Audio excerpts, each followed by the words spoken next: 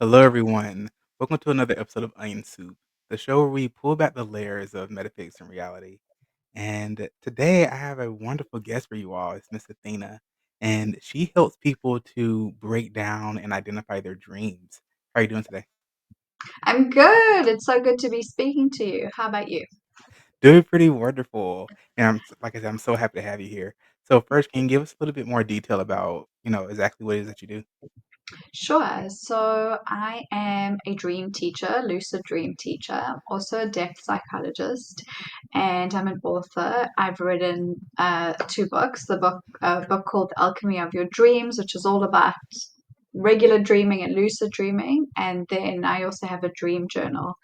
But really, the work I do with the books and the programs and all the things is taking the realm of psychology and the realm of mysticism and bringing the two together. So that's through the pathway of dreaming, but also through the pathway of symbols and through the pathway of depth exploration. So that's kind of what I do. Oh, interesting. Actually didn't know about the death exploration part. How does that really get incorporated with your dreams? I think every time we have a dream in which we see something or discover something about ourselves that is surprising, then you're really dealing with something that goes into deep layers of the psyche. And so that's the kind of explorative work that I do with people. That's cool. So when you take someone under to deal with this symbology that comes up in their dreams and trying to work through their psychological issues, do they come in with you saying I had a dream about such and such? Or do you take them under some form of like hypnosis? So I run a 9 month program. It's called the Dream Weave. And in that, it's a group program where we as a group learn to dream together. And then we do practices each month that will hold a container for a specific type of exploration, right? And in the background of that program, well, the consistency that happens is that my participants are dream journaling every day and they're also doing lucid dream practices. So it's uniting the two forms of dreaming together. So, say one of the containers of that program might be like shadow work. Well, it is. It's not like it is shadow work, right? And then the next month it'll be about alchemizing things that need to move. So that's how I currently work with people. So in a 9 month dream group. Mm. What exactly are dreams? How would you describe what dreams are? It's a great question. I don't think anyone really has the answer to that. And I think depending on which kind of frame or school of thought people come from will sort of illuminate the answer. You know, in psychology, dreams are um, the unconscious mind speaking or the subconscious. It's a lot about what happens during waking life. It's a lot about emotional regulation or psychological thinking. In ancient wisdom traditions, dreaming is a direct link to the soul. It is a link to higher forms of consciousness. If we take out the language of mysticism and psychology, dreaming for me is really the process of becoming an awakened person. So, really being someone who walks through the world awake and not asleep. And so I think for me, that's the best definition of dreaming I could give. But it's probably not one that a lot of people would say. Actually, that's pretty cool because I never really thought about it that way, with dreaming being a part of the awakening process. But I know for me, having, very detailed dreams, I actually do take the things that I learn in my dreams and incorporate them into my everyday life. That's amazing. You're really hot. I feel like just by doing that, you're halfway through, right? The process of it because you're doing something with the material that you're experiencing nightly. So many people have dreams that they do nothing with. It's just like, oh, I was doing this weird thing, and then all of a sudden I'm awake in my real life. To me, that's so sad because I mean, everyone says it, it's a third of our lives we spend sleeping and dreaming. And if you start to do lucid practices, you can be aware, you can be conscious in that time. Yeah. So I really wanna dive into lucid dreaming. So first, what exactly is lucid dreaming? So, lucid dreaming is when you have a dream and you recognize in the process of dreaming that you are asleep and dreaming. So, your body is sound asleep, it's physiologically asleep, but something in your awareness wakes up to the fact that you're dreaming.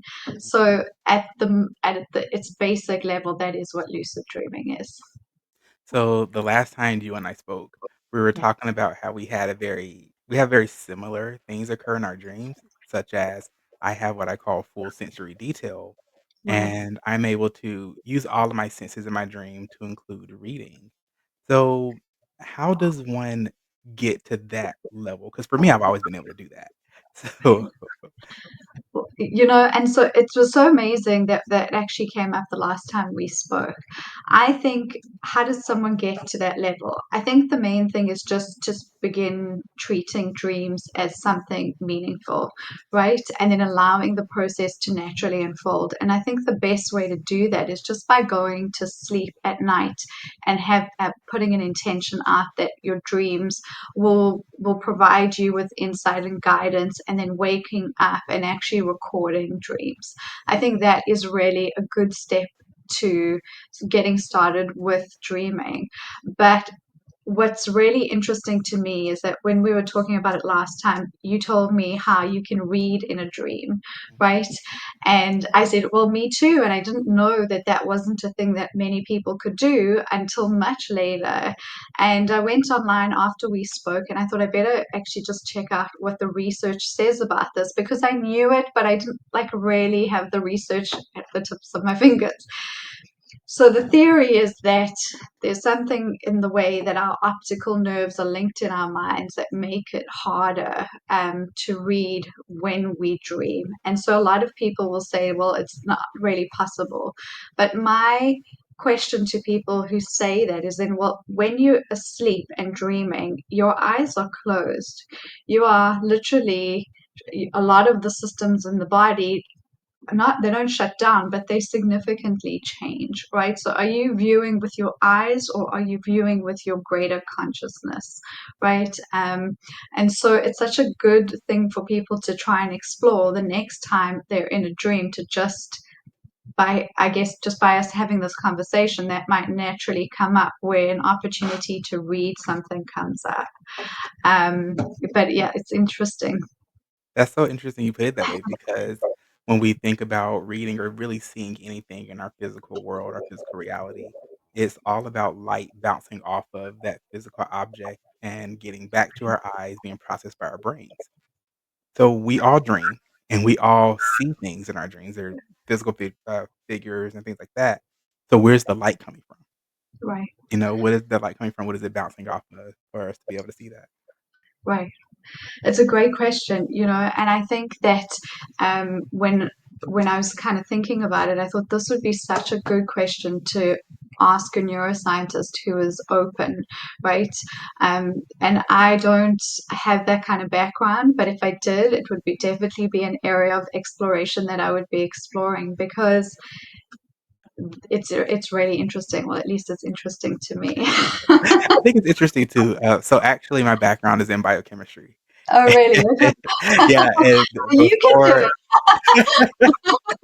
right? So before I actually was gonna start doing these things, I was gonna go to school for, get a PhD in, like, neuroscience and stuff Oh, like that, wow. 'cause I find the brain completely fascinating. I've always enjoyed studying the pineal gland and the various, chemicals and hormones that are secreted. But going back to reading in dreams, my perspective or what I explain to people is that dreams aren't linear, right? So Right, time doesn't exist the same way as it does here in our physical world. So when I'm reading in the dreams, it's almost like the letters themselves are kind of shifting or phasing in and out. right. So one page can have a multitude of things on there because time is fluctuating.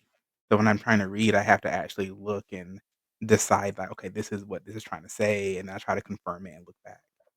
It's amazing. Right. It's a great way of, I think, thinking about it and explaining it. I think also what's interesting, if I look back and think about the times I've been able to read in dreams, so many times for me it acts as a lucid trigger, but there's also something about the wording and seeing the nature of how flexible kind of reality is in the dreaming space. Exactly like you're saying, time's not the same, and it isn't. It really does not equate in the same way, and neither do the sort of laws of reality, right? How often are we in a dream and that we're all of a sudden in one place, and then boom, a second later we're completely somewhere else, and we don't even think about it. We don't think about how we've transitioned into different spaces. But in waking life, our thinking mind is often doing that. Do you know what I mean? Like, how often do we, so we're sitting here talking about something, and you're already thinking about something else. I'm thinking about that. We're thinking about how we're going to respond. And so in a way, the dreaming world is kind of like that. It's exactly what you were saying. It's not really linear. It's so much more flexible. And so all these things come together: time, what we can do in the space, what we actually think dreaming is. It's also linked. So it's quite fascinating. So you were talking about what we can do in the space of a dream world, being that things pretty much manifest instantaneously.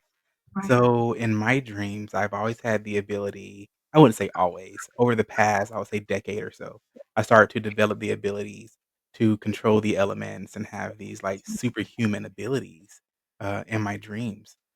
What would you say to someone who would really like to achieve that? Because some people don't even know how to fly in their dreams, which I think is crazy. Uh, I would say to a person who's really wanting to explore that it can be so fun, and to not take it so seriously at the beginning, but to be consistent in their practice, right? So it takes for me, it took a certain amount of dedication to really get to a point where my dreaming became a lot more like a lot more fluid.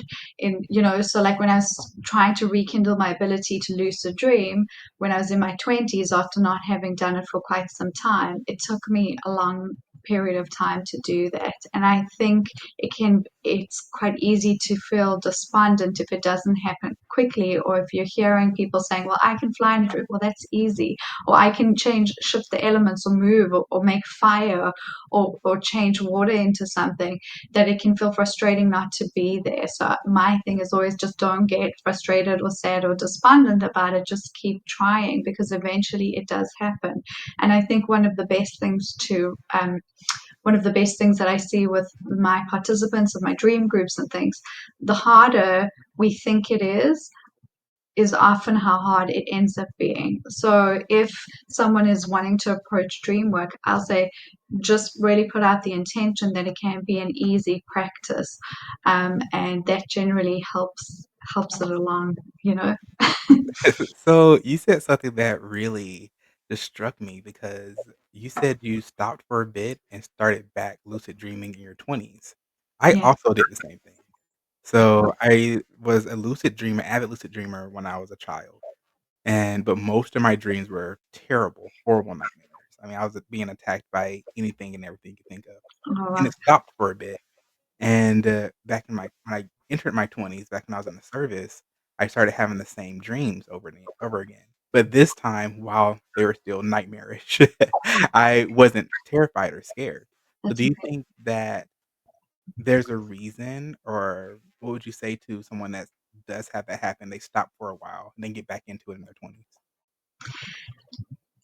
I think this is just really like my opinion on the matter. I don't think it's a sort of generalized thing. For me, what it was is that in my 20s, I went to like a lot of parties, and I was at university, and I just had a lot of friends, and I was socializing, and we drank quite a bit. And I think through drinking, it just null and voided the fact I would just go to sleep, and I would really, not all the time, it wasn't like every night. I realized how that may come across, but I just think that kind of lifestyle really can get in the way of lucidity. So for me, it was really a matter of just kind of like becoming a little bit more consistent in meditating again, going out, but having much more balanced in that kind of lifestyle, and then my dreaming came back. So I don't really know if there is something that can knock people out. I also think in your 20s, for most people, you're really having to figure out what you're wanting to do, like what path are you going to take, what career you're going to do. And I think sometimes that those decisions can feel quite overwhelming, and I think sometimes they can knock out dreaming, not knock out dreaming, but can knock out the priority of what people think, the value of dreaming, which is so ironic because actually that's when it's probably most helpful. uh, when you're making big decisions, it's really helpful to listen to your dreams. It really is. The symbols and symbology that comes up in the Right. dreams will really help to direct you in life. But before we go on a little bit further, we're gonna take a quick word from our sponsors. Back in a sec.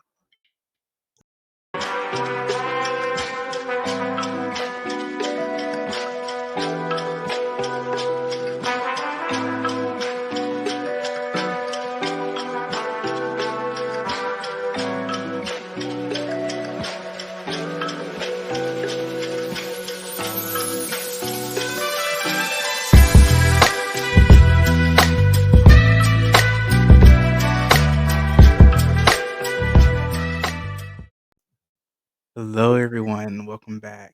So, before we left, we were talking about symbols in your dreams and them having some type of representation in our natural and real lives. How can one start to recognize these symbols? That's such a good question. I think the first thing to do again is to start with the dream symbols, right?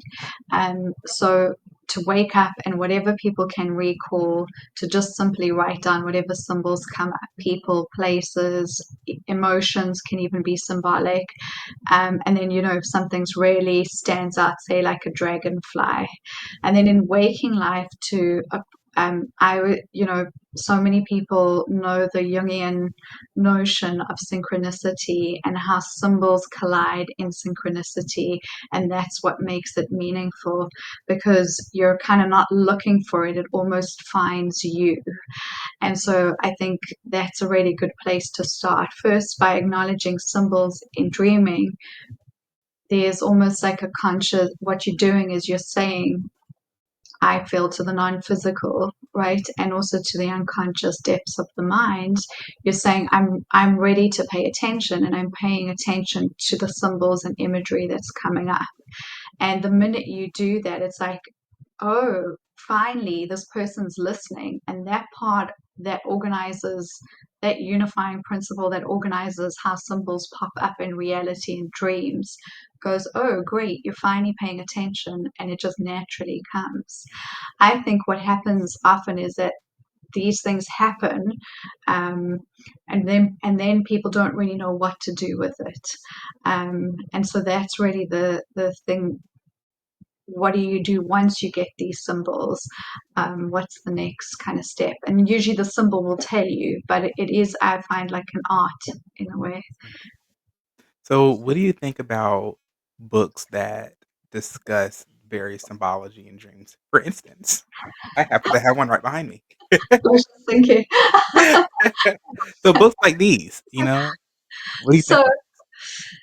So I did a great, Teresa Chung, who is the author of that book, I think. Her and I, we hosted the Shift Network's Dream Summit with another great dream teacher called Kelly Sullivan Walden. And firstly, I think her book is great. I think that book is great. And here's why. Books like that can help us to get started with symbolic language.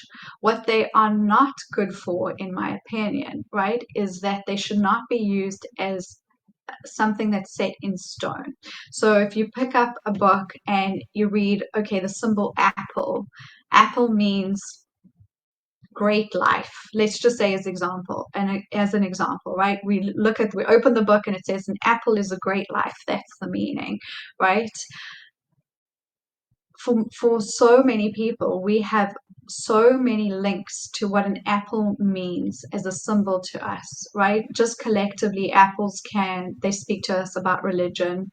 Adam and Eve, the apple off the tree. Snow White, she bites the red apple. There's so already we just thinking about this apple, and we have two collective examples of it. And so it really comes down to the person thinking, why this symbol in this way right now? Why am I dreaming of an apple? And what do I think an apple what does an apple mean to me? Like, what are the stories that come up when I think of an apple?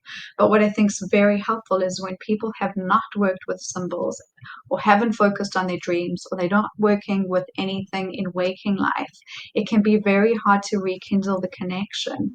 And so, by looking at books that prime you to think in that way, it begins to awaken that part of the mind or whatever the thinking brain, and that's so I think it can be very very helpful, and it's also helpful to learn, I think, a lot of the times about maybe other cultures and what they prescribe, because if we're all connected when we sleep, right? If we're all connected to an unconscious collective and a collective consciousness when we sleep, then we actually have the availability to go in and understand all symbols. So if something comes up that is interesting but out of the norm, and something you've never seen but is meaningful in another culture or another group of people have a lot of wisdom around it, then it's really worth listening to, right? And then again, asking like, why this symbol right now? Wow, I love that explanation. Actually, I picked this book up many, many years ago. I think I was originally in high school, and occasionally I'll go back to it, but at this point in my life, it's exactly like how you said. I look at what's going on in my life, and I have the idea of what the book is gonna say in the back of my head, but Okay. that's not always really always relevant to what's going on in my life or to the Right. rest of the dream, you know? And I think it's so helpful that you asked this because it's such a great question, because so many of us go, that's the it's so much easier to do that. Like the other day I saw, so I'm new to living in the US. I've been here for about 2 years now, and I'm originally from South Africa, and we don't get vultures there, or I do not think we get vultures there. Like I had never seen a vulture in my life before arriving to the States. And on New Year's Day, I was sitting with my husband, and we saw these two huge vulture turkeys sitting on our wall, and it just felt really very symbolic, and it felt meaningful. And I do believe in that. I do think animals appear when we need to pay attention, and so. And just as having someone who had no background on that animal, I was like, I don't know about this. I don't know what this animal represents. And I read this book, which is actually quite great. I also have it here, which I don't know if you've ever. Oh, I haven't read that one. It's an old book. And the meaning of the symbol that he wrote about from all the cultures was that was a lot about like the process of death and rebirth, and also needing to process parts um, parts of life for ourselves that need to undergo something, like almost something rotten that needs to be removed in a way. And I was like, wow, that's such a powerful symbol. And then a couple of weeks later, we literally had a situation where someone who was very ill needed to go through a process. They had a process that something that happened with their health, and they came out on the other side. And so it just felt so symbolic and so apt at the time, and I didn't know anything about it. And so the book was really helpful, and the symbol was really helpful, and it was helpful in learning about it, right? Now I know that if I lightly dream about a vulture turkey, I will ascribe that meaning to it. And so that's kind of what that symbol will now mean for me as it develops. That's also something. Symbols are not fixed. They're really, really not, right? We like to, well, at least in my opinion, we think the information around symbols are fixed. But I really don't think it works that way. If, say, non physical is trying to communicate with us, right, they will use whatever imagery makes sense to us. And say we're sitting into, 2024, an image of something now in this time space does not necessarily mean exactly what it meant, say, in the 1600s. And so I always feel like people need to almost like just kind of loosen the grip on this fixed thinking, you know? Yeah, 100%, and even going like, you don't have to go back that far because back to your metaphor with apples earlier, if you dream about an apple when you're 10 years old, that's gonna be different than dreaming about it when you're 20, and that's different than Right. dreaming about it when you're 40.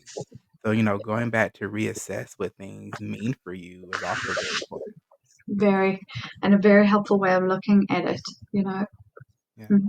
So, one thing that I have happened to me in my dreams, I sometimes have dreams that are more real than almost this world, you know?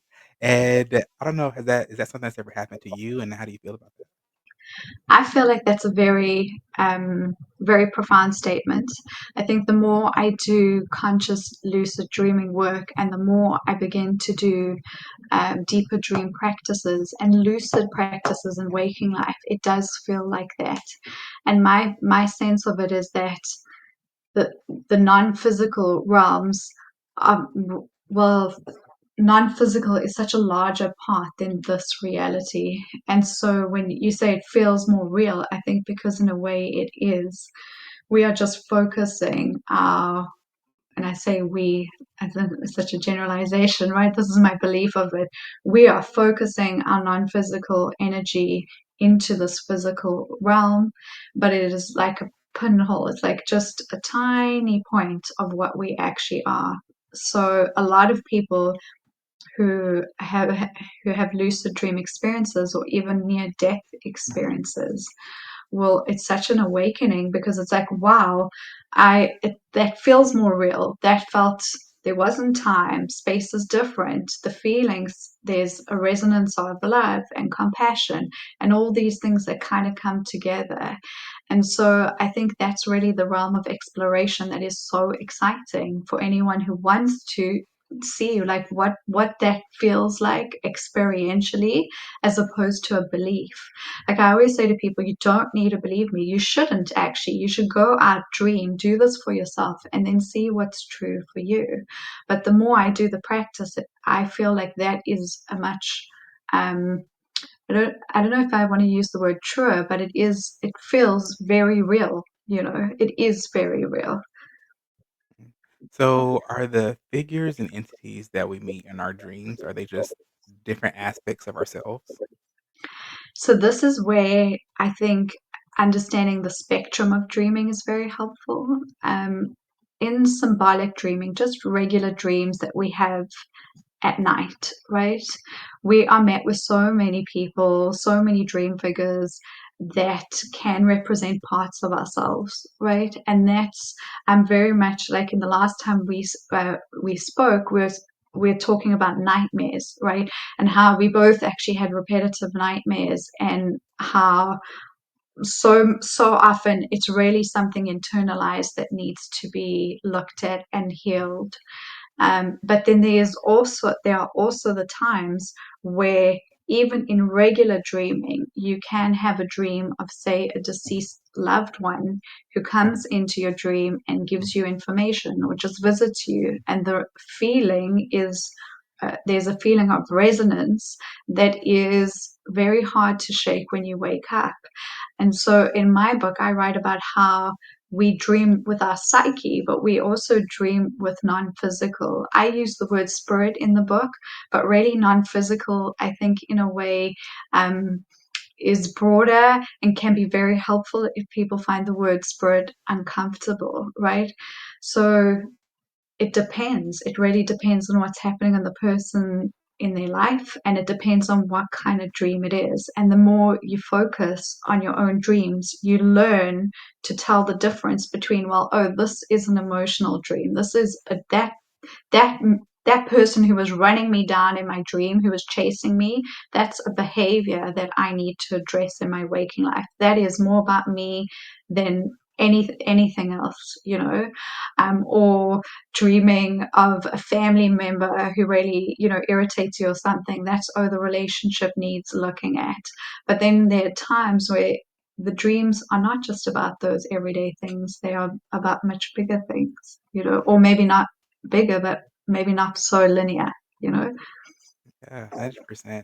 I know for me with my, recurring nightmares that I was having, it wasn't until I confronted the nightmare, let's say ghoul or whatever, Yeah. in the dream. So for, more specifics, I would have a dream, very recurring, where there would be a door kind of open, a bit ajar, and when I would go to close the door, something would always push it back open, slam me back, and flying backwards. It wasn't until I was probably 14 or 15, somewhere around that age, where I decided I was gonna open the door instead of try to close it, and I saw just another aspect of myself standing on the opposite side of that door, and that I need to just confront that. Wow, that's so amazing. That's amazing that you did that at 14, really. Yeah, I was crazy. I think there's also such truth to the enormity of how difficult it feels to do that. You know, I think it's always so much easier when you're on the other side of it. I was watching a movie the other night, and there was a lot of scary imagery around it. There were like lots of scary looking figures in the movie. And my instinct was like, oh, I don't want to watch this. I don't want to see this. And there are reasons for that about mindfulness, but actually, it was fear. It was totally fear. And I was like, there's nothing to be afraid of here. It's just a frightening image. I think what also sounds so interesting about your dreams, which are similar about my dreams, is that you sound very conscious in your sort of regular dreaming that you make decisions because you remember, right? So you kind of remember that you've had this dream whilst you're dreaming and you choose a different action. A lot of people don't have dreams like that with but so if they someone's listening to this where they're having a repetitive dream but they don't have the memory of that in the moment, then I would say to those people the best thing to do is to wake up in the morning and either write down the whole dream, play it out bit by bit, but change the ending exactly like how you did in the dream. So if that's the imagery that's coming up, someone's pushing in to get into your space and it's frightening, open the door and play out the dream to an ending that's good, that ends well for you. And if it can end well for the figure, and if it can't end well for the figure, then obliterate it. Um, you know, so for anyone just anyone who's listening, there are lots of ways to work with these kind of things. Yeah, and, it's so interesting you put it that way because there were other entities, not particularly that one, but other monstrous figures that simply wouldn't leave, and I had to destroy them, Yeah, and therein lies coming the I grew up on superheroes, and, Power Rangers and stuff like that. So I started to embody that within my dreams because I felt that, well, if this is a dream and if it's a dream, it's not the physical world in reality, and all these things exist, then I should be able to do XYZ. So I started to feel as if I was more empowered because it is a dream and I can do right, more things. right. And, another thing that you touched on is, being able to consciously make decisions. Yeah, So, for a long time, um, what I would do is I would wake up in the middle of the night because of whatever the terror was, but I would think before I went back to sleep how else I could have handled that situation, and what other direction I could have gone, could I evade? And then I would go back to sleep with that intention. And now where I am in my dream life and dream journey, I can actually consciously think inside of the dream, the right. same way that we think here in our physical world. Yeah. Which is so empowering to hear and I think is really helpful for anyone listening. And two very, very helpful things about what you've said. If you're waking up from a dream that is frightening, right? It's 3 a.m. That's such a great advice. Think about what could you have done differently and better, and then go back with the intention to dream and see if you can resolve the ending. Intention plays a huge part in dreaming, right? A very, very big part. And that's why, there are all these sort of like old wives' tales that say, like, if you have a problem, just write it down and, under your pillow, and then you're going to wake up with a solution. And it's true that actually happens so often. But when you're dealing with stuff that is so powerful, when you are overwhelmed in a dream, if you are seeing dream figures that don't disappear, that are entities that are frightening, you can go back in. And I do think that that is, that it's a helpful conversation to also say that they don't always disappear. Um, because sometimes they don't, or it takes a few times for them to disappear. And the same thing with lucid dreaming, right? Sometimes in the lucid dreaming space, you might try and clear out a dreamscape and not all of it clears out, and that often it tells you about, oh, is there stuff within you that you're finding hard to release, or it's just a matter of practice and needing to practice a bit more to get to that level. But really the goal of all of this is exactly what you're saying. It's empowerment. It is empowerment, right? So when you're facing down something that has held you hostage, right? Like you could literally be a hostage in your dream. That is such an empowering thing to know, that you can go in and heal from it. You can clear it out. You're not victimized. You're actually all powerful in the dreaming space. And I think that comes down to our non physical attributes that we can easily forget in waking life. Maybe not in diminishing violence in immediacy in waking life, but definitely in the way we approach situations and how we approach emotional landscapes. Yeah, definitely. I agree. I think it's very empowering to remember that with all aspects, not just the dream world, but in real life, you have so much more control than you probably think you do. Right. And it's really all about your intentions and being able to set aside what happened and not judge it from a fear based perspective, but to say, what can I do differently? What can I do to push forward? But you were talking about clearing out the dreamscape and being able to just wipe out everything, almost start over. Um, there are a lot of times, not as much now, but a lot of times when I would bring up to different, figures in the dream that I know that it's a dream, they would get very defensive. So what's going on with that? So I feel like it's such a good thing that we're speaking about that. I've had so many lucid dreams where that has happened. And I think part of it is, well, I think there's two things to this. One, to make sure that you're lucid dreaming and you're not astral traveling, right? They have close similarities, but they're not exactly the same. And the second thing is then to see what the resistance is. So this dream example is not actually not mine. It was my husband's dream. So he had a lucid dream experience where he found himself standing on what he described as like a black board, and but it was like hovering in space, and around him were people standing everywhere, but everyone was on, they were all on these sort of like hovering discs. And he was like, oh, I have to be dreaming.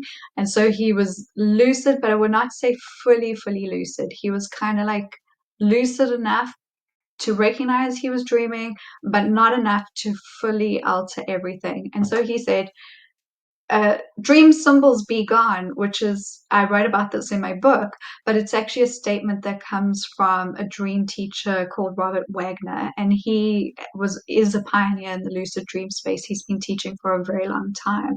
And so his advice is, symbols be gone. And every time I've said that, that's cleared out the scape. So he's busy going, symbols be gone in his dream, and half the things are staying. And then they got very worried that he could see them, and they really didn't want him in that space. And then he got nervous in his dreams. He was like, this isn't supposed to be happening because of what we spoke about. And then he woke up. you know I think the thing is that those kind of experiences can really be, we could really discuss the potential of what they mean. From my perspective, from a psychological perspective, let's call it that, right? If it is stuff within his own dreaming world, it's parts of him that require um, either just looking at and allowing, or it's simply really needing to become more lucid in the dream. And so in his dream, it was, they were kind of like creatures. They were like half human, had beaks, very sort of mythic looking, and he woke up and didn't feel like it was anything really, like not a deep down something he needed to look at. And so the next time he had a lucid dream spontaneously, he was able to clear it. So when things don't move, when you tell them to, I think it can be both. You know, it can be something within you that needs looking at, but then at the same time it can just be practice. Yeah, I Yes. 100% agree with that. I had gotten to a point I'm at a point now. This doesn't happen all the time, so I don't wanna make it sound like some, like, dream guru, Ah, but, okay, so I'm you sure went somebody through dream experiences. yeah, somebody who's just like, "Oh my god, how do you do all these things?" So, this is, like, the fun parts of the stories, because keep in Yeah, mind, uh, exactly. what I have to remind people is that when I say that I have full sensory detail, it goes both ways. So, while in my dreams I go to a bakery and I can have, like, a nice slice of cake and I can actually taste it, if I get injured in my dream, I feel those injuries. So, so it does go both ways, and it did take a while to get to where it became more positive. But I got to a point to where I never said, entities be gone, but I would push out, like, a wave of, like, bright light to Yeah. get the things away from me that just really weren't serving me or trying to harm me or things like that, and it doesn't work all the time. But what I really wanna dive into is a comment you said about, uh, astral travel versus lucid dreaming. So what is astral travel, and how does that differ from lucid dreaming? So I think the best, I want to preface this by saying I think there are lots of people out there who have very fixed definitions. For me, they can blur into one another, right? The same way a symbolic dream can all of a sudden become a lucid dream and then go back into being a regular dream, right? But the main difference is this: astral traveling, people generally take to mean that you are out of your body, right? So the non physical part of you exits and goes to places. So it is like you're going to see the astral. You can also go, say, once you're in your astral form, or your, yeah, let's just call it the astral form, you could say go to your uncle's house and see what they're doing. And you would probably be able to see what they are doing and then go back, wake up, and you might phone your uncle and say, "Hey, were you just reading whatever book?" And they might say, "Yes, I was doing that," and that you've had an astral journey, right? In lucid dreaming, you're going inwards, although I actually think it all happens inwards, but it's you're within your own experiences, your own inner worlds, your own um, yeah, your own inner world. So I would say that is the main difference. But again, they're very linked. And I don't think they're as defined as people think. So in a lucid dream, you can open up a door and say, out of body now, and you're in that space. So it really is. I mean, I don't know if that explained it, kind of. Yeah. So Yeah. what would you say about astral traveling or people who say they astral travel to different worlds, different dimensions, different realities? I'd say, yeah. Yeah, I think that it's a great experiences. I think it's worth the exploration. I don't think you need to believe anyone. I think you can actually experience it for yourself. And I think lucid dreaming is a very good entry point into it. You know, so yeah, I'm all for it, and I do think you can, and I think you can see and experience unbelievable things. For What sure. people will think are unbelievable. Yeah. One of my crazy experiences is I I'll astral travel, and, the way I can usually tell if it's an astral travel versus a lucid dream is how I was talking about all these cool superpowers. That stuff Yeah. doesn't work when I'm astral traveling. So, if Right. nothing else, I can levitate probably, Yeah. usually, but that's pretty much it. It's not like a full soaring through the skies, and, I would oftentimes travel to a city, and there's this person who, I've been calling him the professor, I have no idea, but Yeah. he always has my head hooked up to some type of machine. It's never painful, and we've talked about it before within this journey that he's like, "Well, you signed up for this, you agreed to it," and he's always making sure that I'm okay. But Right. the thing is, he seems to be monitoring my brain waves and just kind of really seeing what's going on with my psyche, with my consciousness as I go to sleep. That's amazing. It's interesting, right? I think thanks for sharing that experience firstly, right? I think the two things that I wanted to ask you whilst you were telling me that story, when you're in the astral, do you see yourself as a form? So, usually, no. Okay, So when I'm with the professor, yes, that's a different thing. I don't know. I think there's just something going on there, and I think we're working together on some type of project. I really don't know. But usually, no. Usually, unless I want to see myself as a form, then I don't. But right. it's usually one of those things where I don't care about them. So I never look Yeah, at my body. I yeah, never, look into the mirror. I have a couple of times, and my face usually looks kind of distorted. right, Not distorted as in like a Picasso, more distorted as in, wavy or something like that. So, no, I right. don't usually have a form unless I need to interact with something, And then and you have a form, right? yeah. But it's Yeah, also like, I don't think we how often do we think about the fact that we have a body in our physical world? Because if we need to pick right. up a cup, we'll pick up the cup. That's it, right?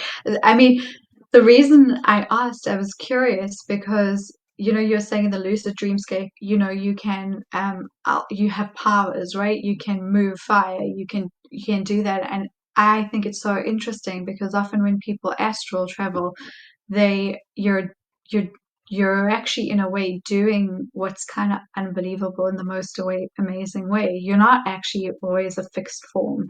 Most of the time, I think we need in our minds the idea of a form to be comfortable with the fact that you're like traveling, so you think you need a body.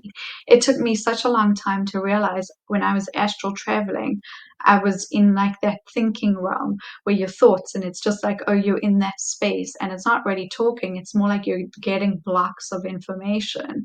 And at the time, because I was experiencing these things, way back when, where before the internet was like so easily accessible, where you could be in forums and talking to other people about cool experiences. I was like, I just thought that was like a form of dreaming. I didn't realize that that was actually part of that traveling. Mm. So it's really, it's such a vast, interesting space to be in. And so when you say they're measuring your brain waves, well, that's kind of exciting. Yeah, it's pretty crazy, and it took me a while to and this is, something that happened over the course of, I would say, the past 10 or 15 years, and occasionally these different things will pop up. I remember the very first time I let's say that I was at the professor's, I don't know, lab or whatever facility, Right. and, I recall myself waking up in a room, and the floor would have these weird black not tile, but almost black mats as if, if you put a child into, like, a playpen or something like that, they're really soft and squishy, so it Yeah. was like that. And I couldn't walk. I remember trying to stand up out of the bed, couldn't walk, and I'm falling over. I couldn't see, everything's hazy. And my first thought was, "This is a dream. I'm just gonna fly away." Couldn't do that, and I was like, "Well, that's weird." So, it doesn't always work, but also that was strange. And I Right. remember trying to get up and walk out the door, and I think I made a few steps out the door. The door wasn't locked or anything. And then I woke up. And then slowly Right. but surely over the years, I would just appear in this place, and then eventually the professor introduced himself, and I'm sure he's told me his name. I have no idea. So The fact, you remember it the way you need to as well. I think also one of the most helpful things um to also remember, like if you're in a space that doesn't or you're feeling uncomfortable or something, you're ready to be out, you just think about your body, think about your big toe in bed or whatever it is, and that's usually enough to wake you up. I think this is also the thing. So much of this is kind of exploration. When you're in that space, it's in real time. It's like you're doing that in waking life. Imagine you just find yourself in a lab and you're trying to walk and you can't kind of walk, you're feeling like a bit disorientated. It's so easy in hindsight to say, like, okay, we'll do this. But so much of this kind of stuff is, it's just really exploring and then coming back with information and going, okay, well, this worked this time, this works well for this. And then seeing, I guess, if you want to carry on. Yeah, and honestly, with all that being said, it definitely took a while for me, and I'm sure for yourself as well, to Mm. push past that fear. Because when these things are first starting to happen, mind you, this started happening when I was a kid originally with the lucid dreaming and everything. So that's terrifying. And that's one of the reasons, going back to what we were saying earlier about it stopping and happening in the 20s. By my 20s, I was a much more strong and confident individual. So I think that helped me to push past it. It was still scary, but it helped me to push past that fear. Yeah, and I think it's so helpful to talk about the fear of it. When I was younger, I also had so many lucid dream experiences, and I also had experiences of what I now know is going into the hypnagogic state of sleep. So that's like I know you know what it is, but for anyone listening, right? That's like as you're falling asleep, we all go through this passageway into sleep. And actually, in that space, you can hear sounds, you can see things as if they're in the room with you, right? And it can be a very jarring experience if you don't know what's happening. And I used to have that as a kid all the time, and no one believed me. They kept saying to me, it's your imagination. It wasn't. It really feels like a really physical thing. It's a physical experience. Physical is not the right word, but it's a sensory experience, right? It's totally sensory. And so I think later, when I had recently had a very much a fear-based like upper limit hit, and it was all based on stuff that had happened to me when I was a kid through dream experiences that weren't particularly negative. They were just frightening because I didn't know what was happening. And I think that's the thing with this kind of work. There is a fear factor level. There really is. And you do have to kind of look at it, and you do have to have courage and go, like, I am exploring something here. But at the same time, you are inherently safe and you can put the intention out to be there. Your intention is one of the most powerful things you can use in this space, right? And the intention can be done before bed so that you know that it's activated before you even sleep. And so for me, that was something that was really helpful. I wish, and something that I think maybe all dream teachers should get together and do, you can join us, um, is that actually we should teach parents about children having lucid dream experiences and having hypnagogic experiences, because it's so overwhelming, and I don't think parents have the language to explain it, you know. And I do think that lends up to people suppressing their abilities so that they don't have to deal with the fear or people saying, this is not real, this is your mind, you're imagining this, you're crazy. Yeah, I 100% agree with you. My parents growing up, I don't know, I should ask them. I don't know if they knew what Should was we going blame them? on with me. I'm Right. ashamed, don't do that. Well, honestly, but they actually, would go out and get me dream catchers. Oh, that's And, nice. the dream catcher, and you put the way that you're Yeah. supposed to use it, you put it in your room and above your head, and the dream's supposed to float up, it catches in the net. Yeah. So I remember because I thought that's how they worked, it did work. Right. And for a very long time, I didn't have dreams. I actually somehow ripped the net of the dream catcher one day, instantly started having dreams right after that. Really. Yeah, it was really crazy. And for years, I just started to block them off, and then I was like, "Maybe I just won't dream anymore." Right. It wasn't until actually recently I started having, um I call them night terrors now, not necessarily nightmares, but I Right. started doing a lot of inner work and releasing pent-up energy within my chakras and stuff like that, Right. and it started releasing a lot of trauma that I Yeah. mean, I'm okay with dealing with, but just my subconscious and my dreams just started getting right back to where they were. And it was funny to me because I was it was the nightmarish, dreams I was having as a child. So me in my 30s, I was just like, "This isn't scary." Like, why but it made it easier for me to analyze them. Right, right. But also, like, how amazing is that your own dreaming mind presented you exactly with the imagery that you needed, right? And I think that is exactly because of what you're saying. You're doing the work to unlock it and heal, and trauma brings imagery or unpleasant. It doesn't even need to be trauma. Anything that's just kind of really difficult to deal with often brings unpleasant imagery because it's a way of the psyche telling you what needs to be looked at so you can readdress it, right? So you seeing the imagery that you held onto um, from childhood is probably helpful to release now. I had an experience.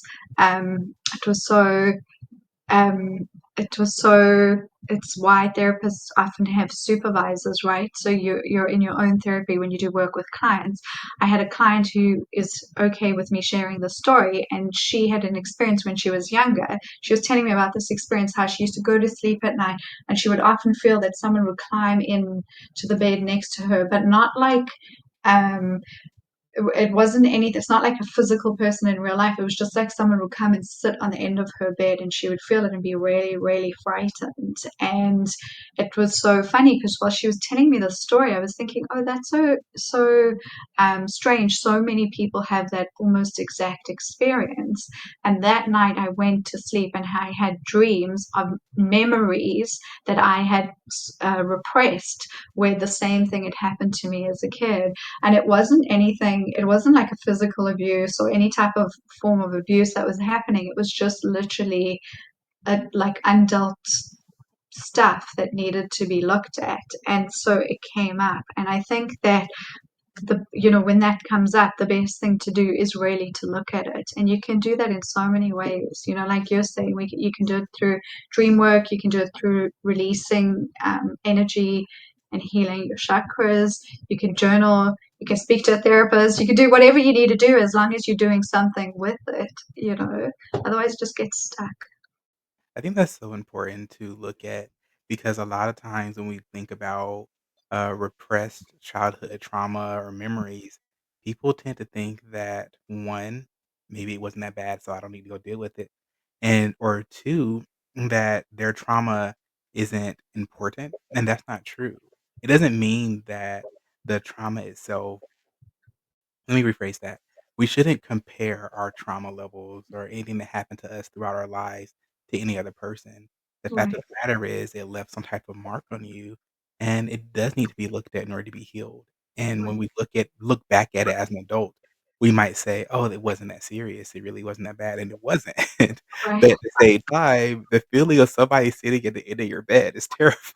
It's terrifying. Oh my God, right? Exactly. And I think that's the thing.